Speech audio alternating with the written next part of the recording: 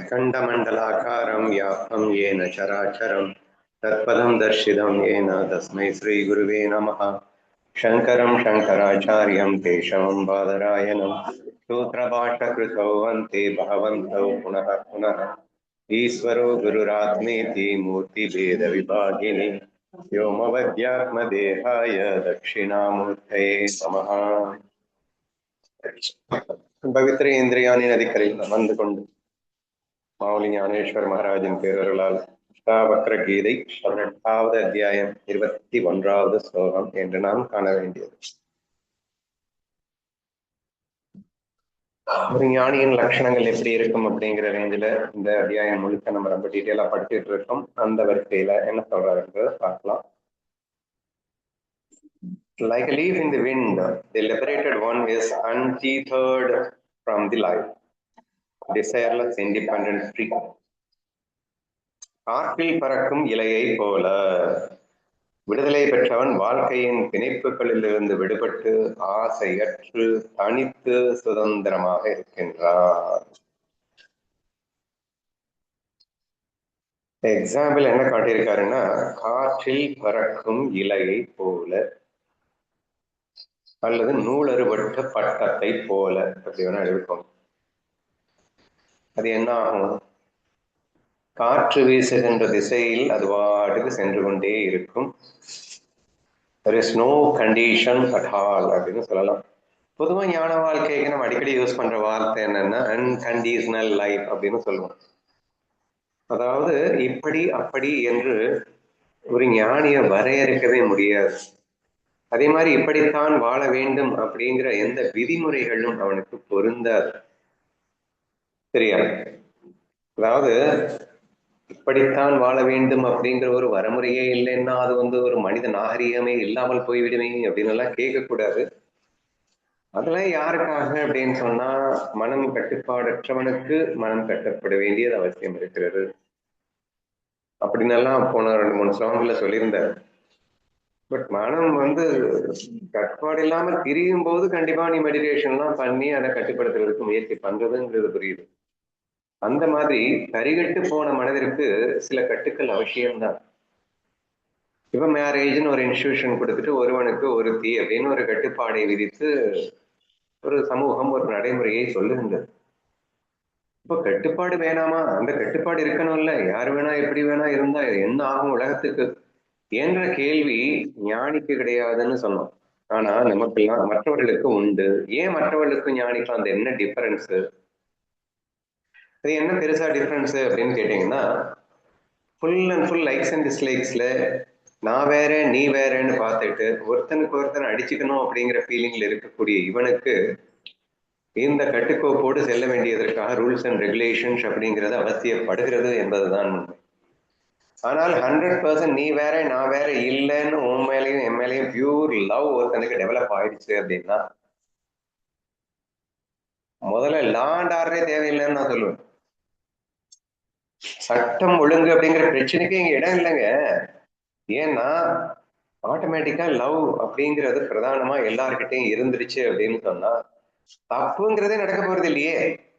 அப்ப தப்பு நடக்க கூடாது என்பதற்காக, அதாவது ஒருவனின் சுதந்திரத்தால் இன்னொருவன் பாதிக்கப்படக்கூடாது என்பதற்காக ஏற்படுத்தப்பட்டதுதான் சட்டம் ஒழுங்கு என்ற விதிமுறைகள் எல்லாமே.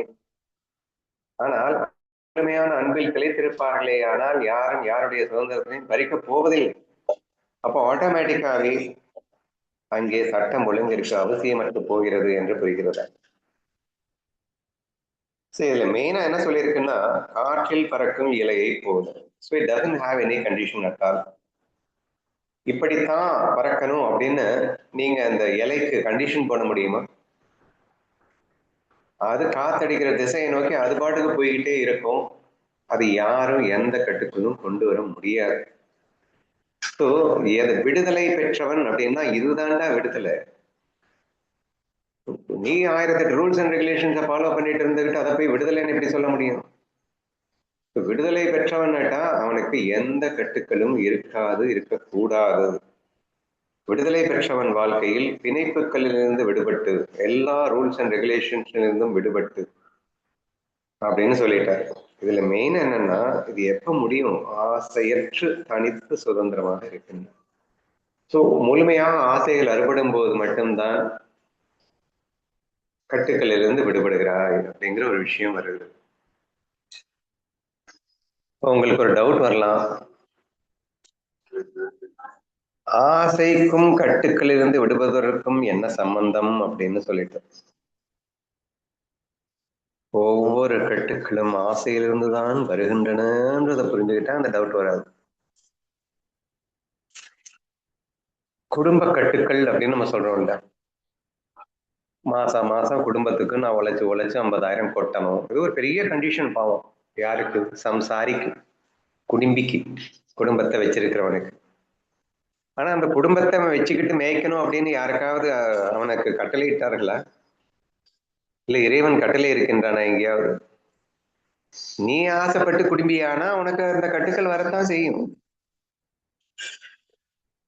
சோ ஆசையற்று போனவனுக்கு எந்த கட்டுக்களும் இல்லை. ரொம்ப ஈஸியா புரியுது இல்ல? எனக்கு காரு வேணும், பங்களா வேணும், அப்படி வேணும், இப்படி வேணும். ஆசை ஆசை வந்து ஆட்டோமேட்டிக்கா நிறைய கண்டிஷன்ஸ் வந்துடும். அப்போ கண்டிஷன்ஸ் எங்கிருந்து வருது அப்படின்னு கேட்டாலே ஆசையிலிருந்து தான் எழுகிறது. ஒவ்வொரு ஆசையும் உன்னை பிணைக்கின்ற ஒரு சிறையாக மாறுகின்றது. கண்ணை பத்தி சொல்லும் போது, பிறக்கும் போதே அவனது 8 அடுக்கு சிறைச்சாலைகள் துண்டு துண்டாக உடைந்து அவனுக்கு வழிவிட்டன அப்படின்னு நம்ம கதை படிக்கிறோம். அதனுடைய சிம்பாலிக் என்ன ரெப்ரசன்டேஷன் என்ன? கண்ணனுடைய சக்தியில் அப்படி உடைஞ்சதுன்னு அர்த்தம் கிடையாதுங்க. ஆசையற்றவனை அடைத்து வைக்க முடியாது அப்படிங்கிறது தான் அதனுடைய அர்த்தம். அவனுக்கு கட்டுக்களே இருக்காது அப்படிங்கிறத இன்டைரக்டா உணர்த்துறதுக்காக கண்ணன் செய்த லீலை அது. சோ அப்ப கட்டுக்குள் இருப்பவன் யார் அப்படின்னா, ஆசை உள்ளவன் மட்டும்தான் கட்டுக்குள் இருப்பான். இப்ப நீங்க சொல்லலாம், ஏங்க நீங்க சொல்றத பார்த்தா சட்டம் ஒழுங்கு இதெல்லாம் தேவையில்லை, அது எப்போன்னா அது வந்து எல்லாருமே ஞானியா இருந்தா நீங்க சொல்றதெல்லாம் சரிதான். ஆனா ஒருத்த மட்டும் ஞானி ஆயிட்டா மீது எல்லாருமே அஞ்ஞானியா தான் இருக்காங்க. அப்படிங்கிறப்போ சட்டம் ஒழுங்கு அந்த ஞானிக்கும் சேர்ந்துதானே பொருந்தும். சட்டம் ஒழுங்கு இவனுக்கு பொருந்தாதுன்னு நீங்க எப்படி சொல்லலாம் அப்படின்னு கேட்கலாம். உதாரணமா ஒரு சிக்னல் இருக்கு அப்படின்னு சொன்னா, ஞானி ஆயிட்டான் அதனால அவனுக்குன்னு ஸ்பெஷலா வந்து இந்த ஆம்புலன்ஸுக்கு விடுவாங்க இல்லையா, எப்படி வேணா போகலாம்னு. அந்த மாதிரி ஞானிகளுக்கு ஆம்புலன்ஸ் மாதிரி அவங்களுக்கெல்லாம் கட்டுப்பாடு கிடையாது அப்படின்னு ரூலாங்க போட முடியும்? என்ன பேசிட்டு இருக்கீங்க? ஞானியா இருந்தாலும் அவன் உள்ளுக்குள்ள வந்துட்டான்னா ரூல்ஸ் அண்ட் ரெகுலேஷன்ஸ்குள்ள இருந்துதானே ஆகணும் அப்படின்னு யாருக்காவது டவுட் வரலாம். சரியா? அவங்களுக்கு என்ன பதில் சொல்லலாம்? எப்போது ஆசை முற்றிலும் அறுபட்டு போனதோ அதற்கு அப்புறம் இந்த உலக கட்டுப்பாடுகள், சட்டம் ஒழுங்கு எதுவுமே அவனை செய்துவிட முடியாது என்பதுதான் உண்மை. Why? Because they don't bother about whatever happens.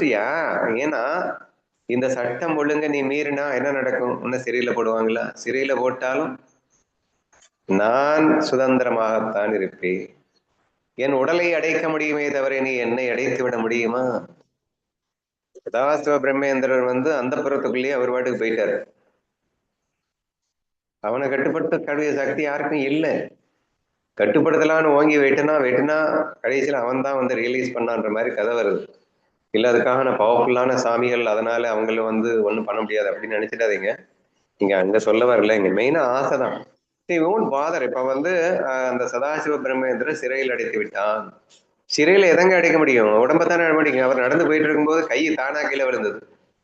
அப்ப அவரு ஏதாவது பாதிப்பு இருந்ததா? இப்ப சிறையில போட்டா மட்டும் அவர் பாதிக்க போறாரா? So if you feel like that, your core, your satya, your anma can never be bound by anything. கட்டுப்படுத்த முடியாது என்ற விஷயத்தை நீங்கள் புரிந்து கொள்ள வேண்டும். சரியா? ஸோ இங்கே ஆசை என்பதுதான் உன்னை கட்டுக்குள் வைக்கின்றது. ஆனால் எப்போது ஆசையை விட்டு விடுகின்றாயோ அப்போதே முழுமையான விடுதலை, முழுமையான சுதந்திரம் கிடைக்கும்.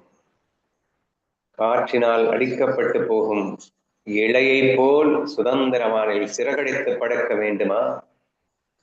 அப்போது ஆசையற்று இருந்தால் போதுமே என்று இந்த விஷயம் அஷ்டாவகர கீதையில ரொம்ப அதிகமாகவே வந்துகிட்டு இருக்கு. ஸோ அதை என்ஷூர் பண்ணிப்போம்.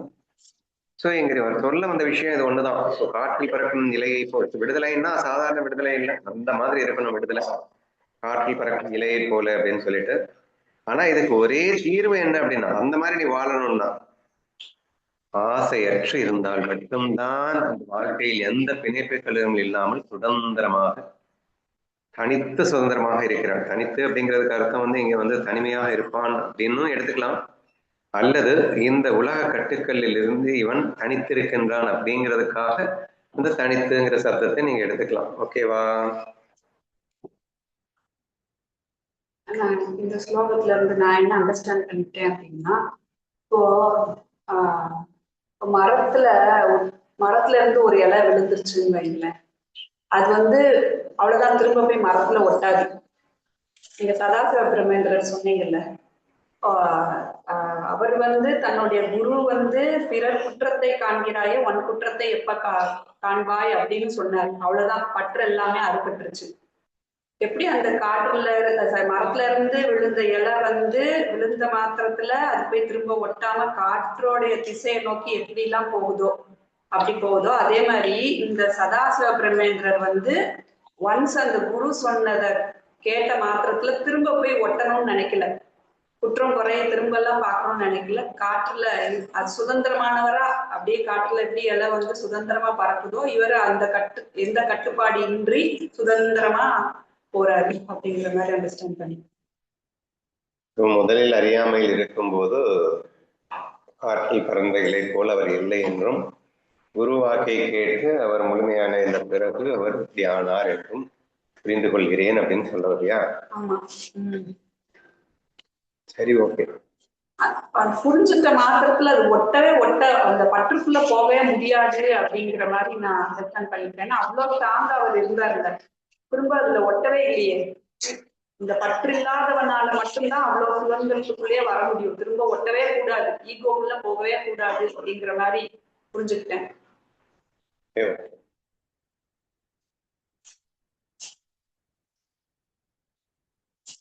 For one who has transcended the world, there is no joy or sorrow. With a stilled mind, he lives on with nobody. உலகை கடந்த ஒருவனுக்கு மகிழ்ச்சியோ துயரமோ இல்லை. அமைதி அடைந்த மனதுடன் அவன் உடல் அற்றவனைப் போலவே வாழ்கின்றான். with nobody இல்ல, நோ பாடி போல, நான் நோ படி நினைச்சிட்டேன். lives on with nobody அப்படின்னு சொல்லியிருக்கார். சரி, உலகை கடந்த ஒருவனுக்கு மகிழ்ச்சியோ துயரமோ இல்லை அப்படின்னா என்ன அர்த்தம்? உலகத்தை உண்மை என்று நம்புகின்றவனுக்கு மட்டும்தான் மகிழ்ச்சியும் துயரமும் இருக்கின்றது என்று அர்த்தம். உலகத்தை மாயை என்று முழுமையாக தெளிந்தவனுக்கு கண்டிப்பாக மகிழ்ச்சியும் துயரமும் கிடையாது. உலகை கடந்தவனுக்குன்னு சொல்லிட்டாரு. கடந்தவனுக்கு என்றதன் அர்த்தம் என்ன? உலகம் என்பது இல்லவே இல்லை என்று உணர்ந்தவனுக்குன்னு அர்த்தம். உலகை கடத்தல் என்றால் உலகை புரிந்து கொள்ளுதல், உள்ளவாறு புரிந்து கொள்ளுதல், அது இல்லவே இல்லை என்று புரிந்து கொள்ளுதல். அது இல்லைன்னு புரிஞ்சுக்கிட்டேன்னா கடந்துட்டேன்னு தானே அர்த்தம். இருந்தாதானே கடத்தல் என்ற பேச்சுக்கே இடம் இருக்கின்றது. அது இல்லை என்ற மாத்திரத்தில் அதை நீ கடந்து விட்டாய், உலகம் உன்னை ஒன்றும் செய்யாது. அப்போ உலகத்துல இருக்கிற வரைக்கும் நாங்க உலகம் எல்லாமே பண்ணிட்டு இருக்கோம். என்ன பண்ணுவோம்? சம்டைம்ஸ் மகிழ்ச்சியை கொடுக்கும், சம்டைம்ஸ் துக்கத்தை கொடுக்கும். அழக எல்லா நவரஷங்கள்னு என்னென்னமோ எமோஷன்ஸ் வருது, எல்லாமே இருக்கும். எது வரைக்கும் தான் உலகம் இருக்கின்ற வரைக்கும். உலகம் உண்மையாக இருக்கு என்று சொன்னால் இந்த சுகதுக்கம் உண்மையாக இருக்கும். உலகம் மாயையாக இருக்கின்றது என்று சொன்னால் அப்போதும் சுகதுக்கம் இருக்கும், ஆனால் அதுவும் பொய்யாகவே இருக்கும். அப்ப சுகமாக ஒரு ஞானியானவன் எப்படி இருப்பான் அப்படின்னு கேட்டா, உலகை மாயை என்று உணர்ந்து விட்டதால் அவன் பொய்யாக அழுவான், பொய்யாக சிரிப்பான், பொய்யாக கோவப்படுவான். அவனுக்குள்ளும் அனைத்தும் இருக்கும் என்றாலும் உண்மையில் இருக்காது, பொய்யாக இருக்கும். பட் ஒருவேளை உலகத்தை உண்மையில நம்பி இருந்தேன்னா, நீ அழுவ, நீ சிரிப்ப, நீ கோவப்படுவ, ஆனா எல்லாமே உண்மையாவே இருக்கும். That is the only important difference அப்படிங்கிறத நீங்க தெளிவா புரிஞ்சுக்கணும். ஓகேவா? ஸோ உலகை கடந்த ஒருவனுக்கு அப்படிங்கிறதுக்கு அர்த்தம் என்ன? உலகை மாயை என்று தெளிவாக உணர்ந்தவனுக்கு அப்படின்னு புரிஞ்சுக்கணும். ஏன்னா இல்லாத ஒன்று இருக்கு என்று நம்பியவனுக்கு மகிழ்ச்சி துயரம் இருக்கு. ஆனா இல்லாததை இல்லை என்று தெளிவாக உணர்ந்து விட்டால் அங்கே அதனால் ஏற்படுகின்ற மகிழ்ச்சி துயரம் இல்லவே இல்லை, அல்லது இருந்தாலும் அதுவும் மாயையாகவே இருக்கும் என்ற அந்த விஷயத்தை நீங்க புரிஞ்சுக்கிட்டீங்கன்னா ரொம்ப ஈஸியா ஐடென்டிஃபை பண்ணிக்கலாம். ஸோ உலகை கடந்த ஒருவனுக்கு மகிழ்ச்சியோ துயரமோ இல்லை. நெக்ஸ்ட் என்ன சொல்லியிருக்காருன்னா, அமைதி அடைந்த மனதுடன் அவன் உடல் அற்றவனை போலவே வாழ்கின்றான். உடல் அற்று போச்சுன்னா எப்படிங்க வாழ்றது? என்னங்க சொல்றாரு? உடல் அற்றவனை போல வாழ்றதுன்னா என்ன? உடம்பு வச்சுக்கிட்டு வாழ்றதுன்னா என்ன? உடம்பே இல்லாம வாழ்றதுன்னா என்ன? பிரமேந்திரர் அப்படித்தானே இருக்காரு. கை வெட்டும் போது உடல் இருக்கு, உடல் அற்றவன்னா அதுல ஒட்டாம கை வெட்டும் போது கூட தன் உடல் இல்லை அப்படிங்கக்கூடிய அந்த பாவத்துலதான் பிரம்மத்துல இருக்கும் போது தன் உடல் மனம் எல்லாமே ஜடமா ஆயிடும். ஸோ அந்த ஃபீல்ல இருக்கும்போது இது எதுவுமே இருக்கும் ஆனா இல்லாத மாதிரி தான் அவங்களுக்கு ஒட்டாம இருக்கும்போது. ஸோ பிரம்மத்தில் நிலை கொண்டிருக்கும் போது அவர்களுக்கு உடல் மனம் புத்தி இருக்காது என்பதல்ல, இருந்தாலும் அது இல்லை என்றே அர்த்தமாகிறது என்பதற்காக. ஸோ எப்போது நீ பிரம்மத்தில் லயமடைந்து விட்டாயோ அக்கணமே நீ உடலோடு இருக்கின்றாய் என்ற அர்த்தம் செல்லுபடியாகாது. ஏன்னா உடலே பொய் என்று தெளிவாக உணர்ந்து விட்டாய், மனமும் பொய் என்று தெளிவாக உணர்ந்து விட்டாய், உணர்வுமயமாக இருக்கின்றாய் என்பதை நீ உணர்ந்து விட்டாய். ஒட்டுமொத்த உலகமும் நான் என்று உணர்கின்றாய். உனக்காக வழங்கப்பட்டுள்ள உடல் மனம் என்பதை மட்டுமல்ல, ஒட்டுமொத்த உலகமுமே மாயை என்று உணர்கின்றாய். எல்லா உடல்களும் எல்லா மனமும் மாயை என்று உணர்கின்றாய். இப்ப எல்லாம் இருக்குன்னாலும் உண்மையிலே இல்லைன்னு தெளிவா இருக்கு. அப்போ இந்த உலகத்தை இப்ப என்ன சொல்லியிருக்காருன்னா, உடல் அற்றவனை போல வாழ்தல் அப்படிங்கிறதுக்கு அர்த்தம் என்ன? உலகத்தமே இல்லைன்னு நினைத்து வாழ்தல் அப்படின்னு புரிஞ்சுக்கணும். நீங்க உடல் அப்படின்னாலே நீங்க உலகத்தையும் சேர்த்து எடுக்கணும். உலகத்தை இல்லவே இல்லை என்று புரிந்து கொண்டு வாழ்தல். இல்லவே இல்லைன்னு எப்படி புரிஞ்சுக்கிட்டு வாழ முடியும் அப்படின்னு டவுட் வரலாம். எக்ஸாம்பிள் நடிகர் பெஸ்ட் எக்ஸாம்பிள் தான். சினிமா உலகம் என்பது இல்லவே இல்லை என்று சினிமாவிலே இருப்பான். என்னங்க சொல்றீங்க? ஆமாப்பா, சினிமா உலகம் என்பது உண்மையில் இல்லவே இல்லை என்பது ஸ்பஷ்டமாக அவன் தெரிந்த பின்பும் அவன் சினிமாவிலேயே இருப்பான் என்று உன்னால் எப்படி புரிந்து கொள்ள முடிகிறதோ அப்படி அவன் உடலோடு இருந்தாலும் உடலற்றே இருக்கின்றான் என்று நீங்கள் உணர வேண்டும். ஏனென்றால் அவன் இருந்தாலும் உண்மையில் இல்லை என்ற தெளிவோடு ஆனால் இருக்கின்ற அந்த தன்மையை நீங்கள் இந்த இடத்துல ஓமானமாக எடுத்துக்கொண்டால் ஈஸியா புரிஞ்சுக்கலாம். சோ இது எப்போ கிடைக்கும் அப்படின்னு சொன்னா, அமைதி அடைந்த மனசுக்கு மட்டுமே கிடைக்கும். அமைதி அடைந்த மனசு எப்ப கிடைக்கும்னு சொன்னா எப்ப கிடைக்கும்? ஆசை அற்று போகும்போது கிடைக்கும். ஒவ்வொரு ஆசையும் உன்னை கொந்தளிக்கும் மனமாக மாற்றுகின்றது. எப்போது அடைவேன் எப்போது அதை அடைவேன் என்று துடிப்பாக மாற்றுகின்றது. இரண்டாவது, அதை அடைவதற்காக குறுக்கு வழிகளை யோசிக்கும் போது எல்லா அசுர குணங்கள் வருகின்றது, பொறாமை எழுகின்றது. இப்படின்னு சொல்லிட்டு எல்லா விஷயமும் அரங்கேறுகின்ற இடம் ஆசைதான். சோ ஆசை அற்ற நொடியிலே உன் மனம் அமைதியுறுகின்றது. அமைதியுற்ற மறுகணம் நீ பிரம்மம் என்று உணர்கின்றாய். இந்த உலகம் மாயை என்று புரிகிறது. நீ உடலோடு இருக்கும் போதே இந்த உடல் உலகங்கள் மாயை என்று தெளிவோடு இருப்பாய் என்ற விஷயத்தை தான் இந்த ஓவியமே நமக்கு எடுத்து காட்டுகிறது. இங்க என்ன எக்ஸாம்பிள் தோணுதுன்னா, காற்றுங்கிறது ஆசையா எடுத்துக்கிறேன். இப்ப காற்றே இல்லை, நீங்க ஆசையற்றவனாலதான் அப்படி இருக்க முடியும்னு சொல்றீங்கல்ல. இப்ப காற்றுங்கிறது வந்து ஆசை. இப்போ விளக்கு இருக்கு அப்படின்னா, காத்து இல்லாத இடத்துல போய் வச்சோம் அப்படின்னா அது அமைதியா இருக்கும். இப்போ வந்து அந்த மாதிரி, அதாவது அந்த நிலைக்குள்ள போன ஆசையற்றவனுடைய மனசு வந்து அந்த விளக்கோடைய அந்த சுடர் ஒளிவிடும் போது எப்படி அசையாம இருக்கோ, அது மாதிரி இந்த பிரம்மத்துல இருக்கக்கூடியவனுக்கு வெளியில எந்த விஷயங்கள்னாலும் நடக்கலாம், துயரம் மகிழ்ச்சி எதுனாலும் வரும் போகும். ஆனா அவன் வந்து விளக்குல அந்த காத்து இல்லாத இடத்துல எப்படி அசையாம இருக்கோ, சோ அது மாதிரி அவனுடைய மனம் வந்து எதுலயும் ஒட்டாம இருக்கும் அப்படிங்கிற ஓகே.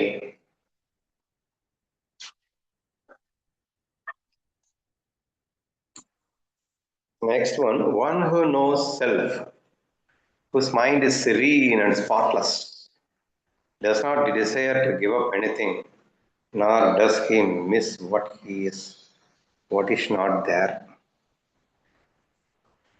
ஆன்மாவை அறிந்து அமைதியும் தூய்மையுமான மனதை கொண்டவன் எதையும் துறக்க விரும்புவதில்லை, இல்லாத ஒன்றிற்காக அவன் இயங்குவதும் இல்லை.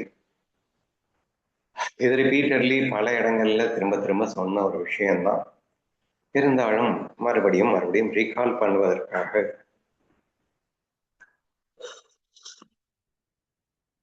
சொல்ல வேண்டியிருக்கிறது. ஆன்மாவை அறிந்து அமைதியும் தூய்மையுமான மனதை கொண்டவன். கொஞ்ச நேரத்துக்கு முன்னாடி நம்ம எக்ஸ்பிளைன் பண்ணிட்டோம்.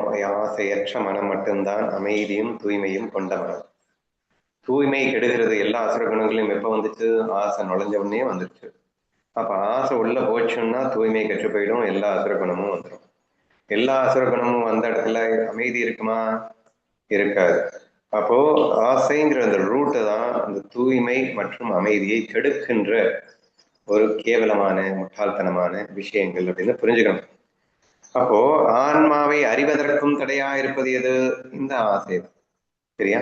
இப்போ ஒருவேளை ஆன்மாவை அறிந்து அப்படின்னு சொல்லும் போது நீ ஆசைகளை துறந்து ஆன்மாவை அறிந்துன்னு சேர்த்து எடுத்துக்கும். ஓகேவா?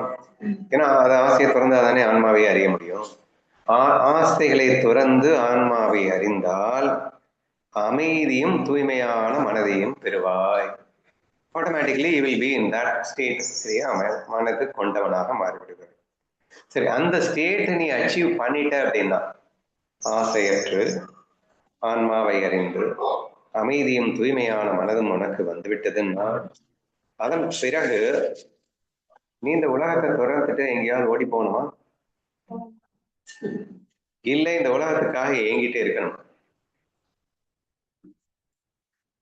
இந்த உலகம் அப்போது நம்ம அடிக்கடி சொல்ற ஒரு விஷயம் என்னன்னா, சச்சித்தானந்த சுரூபமாகவே இருக்கின்ற எனக்கு இந்த மாயை இருந்தால் என்ன, போனால் என்ன, இந்த மாயை எனக்கு எதுவும் தரப்போவதில்லை என்று எனக்கு தெளிவாக உணர்ந்த பிறகு இதை நான் ஒதுக்க வேண்டும் அப்படின்னு சொல்லணும்னு அவசியம் இல்லை. தராதுன்றதை நான் புரிஞ்சுக்கிட்டேன். சரி, ஓகே. அதுக்காக நான் பயப்படுவேனா? ஏதாவது ஒரு இடத்துல எதிர்பார்த்தாதாங்க பயம் வரும். பேசிக் லாஜிக்கே நிறைய பேருக்கு புரியலப்பா. பயம் அப்படிங்கிறது இல்லாம வாழ்ந்த வாழ்க்கை எவ்வளவு சொர்க்கமா இருக்கும் அப்படின்னு எல்லாருக்கும் தெரியும். ஆனா அந்த பயம் போகணும்னா நீ எதுக்கும் ஆசைப்படாம எதிர்பார்ப்பு இல்லாம இருந்தா பயம் ஆட்டோமேட்டிக்கா போயிடும். கொஞ்ச நேரத்துக்கு முன்னாடி சொல்லிட்டு இருக்கும்போது நான் சொன்னேன், ஆசைகள் அப்படிங்கிறது இல்லாதவனை எதுவுமே கட்டுப்படுத்த முடியாதுன்னு சொன்னேன். சிக்னல்ல ரெட் லைட் போட்டுட்டு இருக்கும்போது அவர் கிரீன் லைட்டா அவர் பாட்டுக்கு வண்டி எடுத்துட்டு போகலாம். போனா என்ன நடக்கும்னா அவரை பிடிச்சி ஜெயில போடலாம். போட்டாலும் அவர் ஏதாவது கஷ்டப்பட போறாருன்னா கஷ்டப்பட போறது இல்லை அப்படின்னு பார்த்தோம். சரியா? அப்போ